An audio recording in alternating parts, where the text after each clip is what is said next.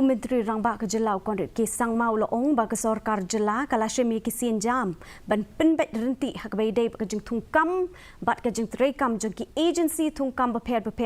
kentup ya ke MPSC bat ki district selection committee ba haba jubab ya ke call attention halor ke jingsha aliang hak ke MPSC belawan ra da u MLA ka VPP uba Arden basaya mot Myntri Rangbah ke Jelau loong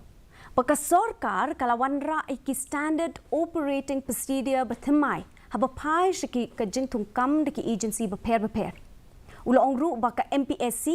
DSC bat ki selection committee jo ki tanat trekam ki don kam ban penbenai ki result hapo an riu benai na ka tarik bepenmi ya ke jing penbena. The most important reform initiated as per the SOP is the time-bound conduct of exams. From now on, all recruiting agencies, that is MPSC, DSC or the Department Selection Committee,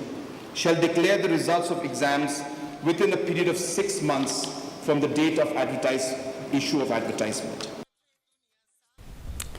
Sebut Myntri Rangbah ke Jelau bakmi